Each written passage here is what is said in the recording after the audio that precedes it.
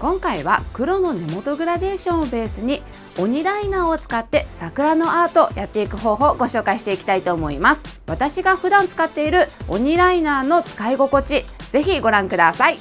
では早速桜のお花をメインの指に作っていきたいと思います。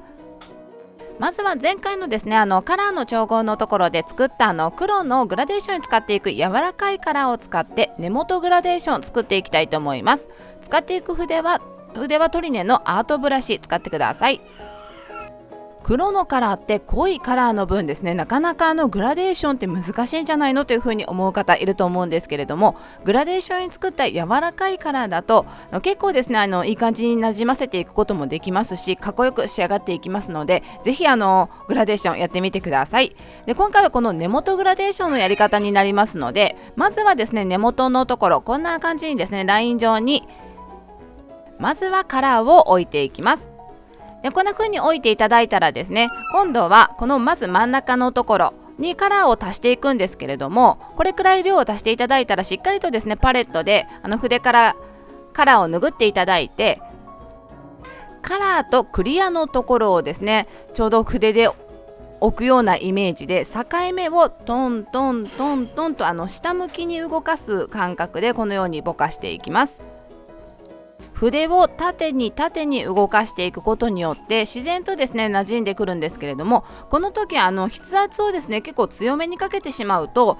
全然ボケてこないので、優しくトントントントンという風にやっていただくとなんとなくこんな風にですねボケてくると思うので、あとはですねちょっとずつ筆からカラーをですねまたトントンやっていただくと筆にカラーがですね入ってきますので、それをしっかりとパレットでですね取っていただいて、カラーの上澄みだけをですね触るようなイメージでこんな風にまずぼかしてみてください。で一度硬化して2度目をやっていきたいと思います。2度目も1度目と同じ作業をしていきます。まずは根元キューティクルのラインとサイドのところをですね逆のU字を描くような感じでまずはカラーを置いていきます。でこの時ですねしっかり根元とサイドのところ黒のカラーをしっかり入れてあげてください。グラデーション用の柔らかいカラーを使っている分ですね、根元とかサイドのラインをですねしっかりカラーを入れようと思ってもちょっと時間が経つと縮んでしまったりといったことがありますので、しっかりとですね攻めてあげてください。でジェルを置いていただいたら同じようにですねカラーとクリアのもうちょっと下に色が入っている分クリアではないんですけれども、その境目をですね上から下にという風に筆をこのように動かしていきます。これだけでいい感じの黒の根元グラデーションできたんですけれども、今回はですねここにアートをしていきますので、これくらいのグラデーションでやっていきたいと思います。いいねと思ったらいいねボタンをお願いします。そしてぜひチャンネル登録もよろしくお願いします。では続いて今の根元グラデーションのところにですね、これもカラーの朝食の時に作ったグリッターを散らしていきます。このグリッターの散らし方は後からですね桜のお花を描いていきますので、この下からですねキラキラ感が入るようにこんな風にランダムに塗ってあげてください。均等な散らし方になってしまうとちょっと変な感じになってしまいますので、いびつな感じに散らしていただくといいです。ではですね、一旦グリッターのデコボコ感がありますので、それを埋める感覚でですねクリアジェルを一層薄く塗ってあげてください。で硬化していきます。硬化が終わったら未硬化ジェル拭き取っていただいて、この状態からですね桜のお花描いていきたいと思います。シャレドアの鬼ライナーというアート用のジェル、そしてプリジェルのスピリッツのこの筆ですね。これグラデーションに使っていく筆よりちょっとですね一回り小さくなった感じなんですけれども、しっかりと筆先をですねシュッとさせておいてください。だいたいこれくらいの量、まずジェルですね取っていってください。で、桜の花びらを描いていくんですが、桜の花びらってハート型のように花びらのこの先がですねパカッと割れている感じが特徴的になると思うんですけれども、その部分を出していくのにこの筆先ですねのこのチュンとしたところでですね割れているところを表現していくと描きやすいので、花びらの割れているところからですねスタートして描いていただくような感じにするといいと思います。ただこの桜の花びらを描いていく時のちょっとしたポイントでこの割れ目のところから花びらを描いていくんですが、この割れ目の向きなんですけれども、この割れ目がですね花びらに対して外向きになってしまうとカニのような感じになってしまいますので、この割れ目はですねこの内側に向くような感じで花びらですね描いていただくといいです。桜のお花は何個かがですね重なっている感じも、特徴になってくるので、一つをポンと描くのではなく、こんな風にですね2個ぐらい、爪の大きさなので2個が限界だと思うんですけれども、この大きさだと2個ぐらい重なり合うような感じで描いていただくといいと思います。そしてこの桜のお花の中心にですねピンクを少しほんのり入れていくんですけれども、だいたいこの丸で囲ったあたりに入れていきます。カラーの朝食の時に作ったピンクのカラーをですね少しクリアジェルで薄めていただいて、まずはこの薄いカラーをですねこんな風にちょっと幅広くですねぼかしていきます。この薄いのだけでほんのりという感じでもですね本当に桜っぽくて可愛いと思うんですけれども、さらにですね中心に少し濃いめのこの薄めていない方のピンクのカラーをですね中心に入れていただくと、よりですねリアルな感じに仕上がってくると思います。でこの時もですねまず1度目で薄くぼかしたやつをですね硬化しないで、その状態で上にですね濃いカラーをのせていただくとジェルとジェルがですねいい感じにボケていく感じがあると思いますので、そんな風にやっていただくといいと思います。はい、では一旦こんな感じでですねトップジェルで仕上げていきたいと思います。そして今回の桜のお花は後からですねこの縁取りをちょっと入れていきますので、まずこの段階でですねしっかりと綺麗なラインで花びらを描こうというような感じではなく、ニュアンスな感じで大丈夫です。トップジェル綺麗にですね光のラインが通るようにコーティングしていただいて、効果が終わったら未効果ジェル拭き取っていただいて、形まで綺麗に整えてあげてください。続いて最終的なこの色ジェルのグロッシートップジェルでですねツヤ出しを兼ねてコーティングまでしてしまいます。最後にアート用のジェルで立体感をラインとしてですね出していくんですが、そのラインを出してからですねツヤ出しのトップジェルコーティングをするとやっぱり半減してしまいますので、最初にですねツヤ出し塗っていきます。では早速ですねラインを引いていきたいと思うんですが、同じくですね使っていくものはシャレドアの鬼ライナー、そして細筆を使っていきます。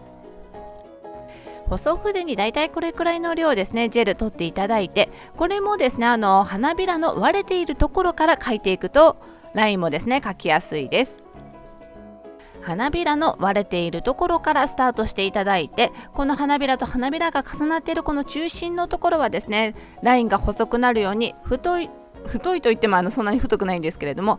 少し太めのラインから細く引っ張って細くするというようなイメージで描いていただくといいと思います。この時花びらをですねなぞるような感じでラインを描いていくんですけれども、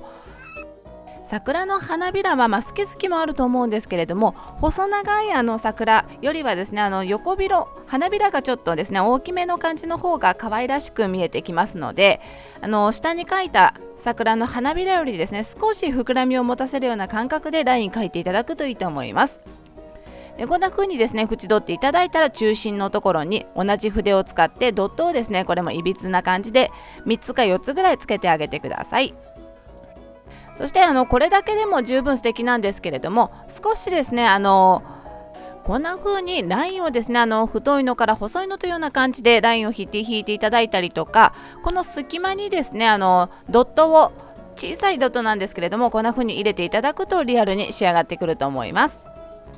トップジェルをコーティングして最後にこんな風にですね縁取りをしているので、ただ縁取りをしているだけなんですけれどもリアルな感じで立体感が表現できていると思います。キューティクルオイルを塗っていただいたらこんな感じで完成です。ベースを黒の根元グラデーションにすることによって、このちょうどクリアとを混じり合っているようなところがですねちょっとクリア感が出て、黒の上なので桜の花もすごく引き立った感じのちょっと夜桜的なイメージの桜に仕上がっていると思います。地道にラインを描いていくだけの桜のお花になるんですけれども、とっても素敵なのでぜひやってみてください。はい、ということでいかがだったでしょうか。黒の根元グラデーションをベースに桜のアートと夜桜みたいな雰囲気になったと思います。その他ですね、カラーを変えても桜ネイル楽しんでいけると思います。ぜひやってみてください。続いて我が家のちょっとした出来事です。我が家のおてんばした娘、これ OL になりきってるんです。上娘がいない間に上娘の化粧品でお化粧をして、そして上娘が iPad となんかつないでやろうとした時に買ったキーボードがあったんですけれども、それを見つけてきて、私たちの真似なのかキーボードを置いて、でその横にこれお椀を置いているんですけれども、このお椀なんとマウスなんです。最初なんだろうと思ったんですけれども、私たちと同じようにこのお椀を動かしてカチカチカチカチやるんです。これマウス代わりなんだと思うと、ものすごく笑えてしまいました。本当にいろいろ考えるおてんばした娘で、発想が面白いです。そしてその後に、ママ見て見て、いい感じに座らせれたよって言って言いに来たので、何を座らせれたのかと思って見てみると、リカちゃんとケントくん座らせれたのというので、机を見ると、いやいやこれ座っているんじゃなくてぶら下げれているんですよね。空気椅子でもあるのか、手で座らせているような感じがしているだけで、全くもって座っていないんですが、これまたこの発想がなかなかおてんばした娘らしくて面白かったです。おてんばした娘って本当に毎日いろんな遊びをするんですけれども、一つの遊びをずっとするのではなく、いろんな遊びをコロコロするんです。さっきまでパソコンを使って OL を演じていたと思ったら、今度はリカちゃん人形で、そんなにすぐ切り替えれるおてんばした娘の気持ちがちょっとよくわからないです。何はともあれ元気で遊んでいるおてんばした娘が、これからもこの調子で成長してもらいたいです。以上、我が家のちょっとした出来事でした。それでは今回も最後までお付き合いありがとうございました。